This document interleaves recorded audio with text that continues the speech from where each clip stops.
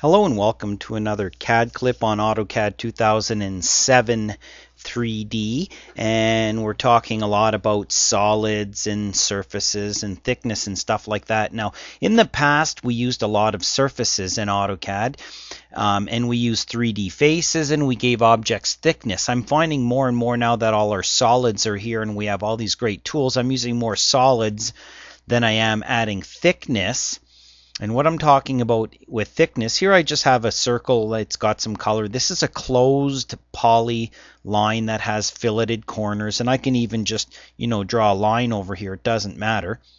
Go look at that in 3D. Okay, any object can be given a line. If a line is given thickness, it just kind of springs up from there. Okay, and after that you can kind of move it around and stuff like that. And but it's a line that has vertical thickness, so it goes up in the Z direction. Okay, you can do the same thing. I'm just undoing here. You can do the same thing with closed polylines and circles. We've always been able to do that, where I can click on a circle and say, okay, thickness is 15 units, and then it goes up by 15 units. I can click on this closed polyline, and it is a closed polyline. I can even see that by going down here, and it says closed.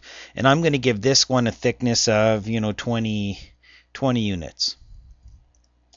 Okay, and it just springs up from there. Okay, if I look at that in a hidden line with a shift middle mouse button, it looks like that. And if I look at it in my conceptual view, it's kind of like a fence in a sense. Okay, it just springs up with Z thickness. So this tool we're talking about here, which is convert to solid in this particular lesson, convert to solid, this tool is specifically designed to take objects that have thickness and convert those to solids. For whatever reason, you have to, use whatever tools you have in here, and they've given us the ability to kind of move back and forth between objects with thickness and surfaces, and then back to, or I should say to solids, and then back to surfaces, and go full circle. So you can kind of mishmash all of your different primitives together depending on what the geometry is. So very straightforward. We go here and we say convert to solid. Now remember, if I hit F1 right now and go to my help menu,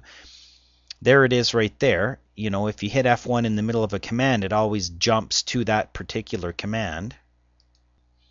And you can see the real command is convert to solid, and it says here converts polylines and circles with thickness to 3D solids. Basically, that's what it is. You can have another look at that. So converts circles and polylines that have a thickness to be 3D solids. So it goes very quickly. We go convert to solid, click on here, enter, done. Convert to solid, click on here, enter, and you're done. Okay, move that over. Okay, move it back. And that's about it. Converts those objects to solids.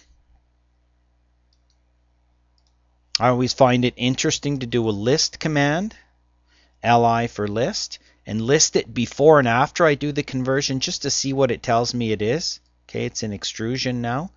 Converted it to a 3D solid extrusion. So I'm constantly listing these objects to see what it converts them back and forth from. And another note I should mention is a set var called del object, D-E-L-O-B-J. I don't know if that shows up in a dialog box somewhere.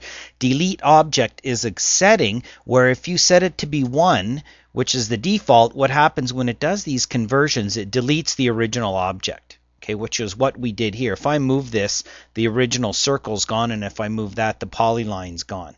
Okay, if I draw another polyline over here, and C for close, I take that and I give that a thickness of 10, enter, and maybe give it a different color just for fun. Okay, now watch what happens. I'm going to use my arrow key to scroll back to my del object command, enter, change it to be 0, enter, and now when I do my convert to solid and click on here and enter, it creates that solid. I'm going to say M for move, L for last, which means the last object created, and there's my original polyline left behind. So DELOBJ, delete object, is a variable that will set on or off switch 1 deletes it, 0 doesn't delete the object. And you'll see that throughout some of these different conversions. Wherever you lose your original geometry, chances are that del object may be playing a part.